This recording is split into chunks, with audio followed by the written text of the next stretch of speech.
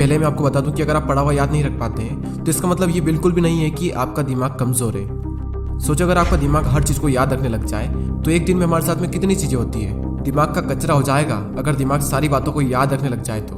वैसे हमारा main topic है कि हम पढ़ा हुआ याद कैसे रखें। अगर इस प्रॉब्लम का सोल्यूशन निकल गया तो आपका टाइम भी बचेगा और आपको रिजल्ट भी बहुत ज़्यादा मिलेगा।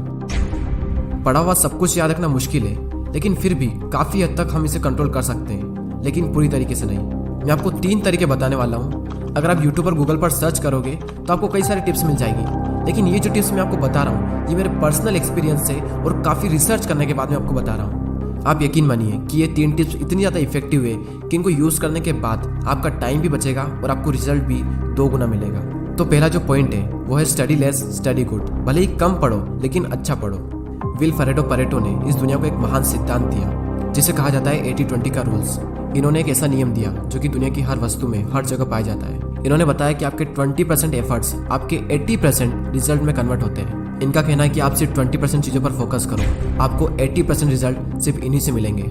एग्जाम्पल के लिए विल परेटो बताते हैं कि दुनिया का 80% पैसा और जमीन इस दुनिया के 20% लोगों के पास में है। 80% क्राइम इस दुनिया के 20% लोग करते हैं।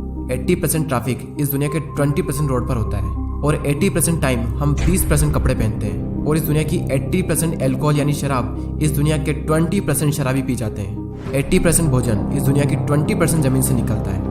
80% बारिश इस दुनिया के 20% बादलों से होती है। इस दुनिया के 80% इन्वेंशन इस दुनिया के 20% साइंटिस्ट ने किए हैं। और सिर्फ यहीं तक नहीं, यही आंकड़ा हमारे अपने यूट्यूब चैनल पर भी लागू होता है।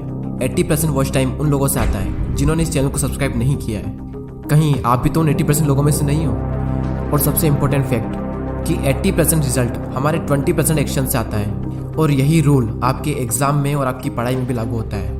आपके सिलेबस का पढ़ा हुआ 20% आपको 80% दिलवा सकता है। तो आप 20% मोस्ट इंपॉर्टेंट चीज़ों को निकालें और उनको पढ़ें, और वही 20% चीज़ें आपको 80% रिजल्ट दिलवा सकती है। और आपने जो 20% निकाला है वो आपके सिलेबस के कंपैरिजन में बहुत ही कम है। तो ये जो कम है ना, इसको बहुत ही अच्छे से करो। और यही था हमारा first point, study less and study good.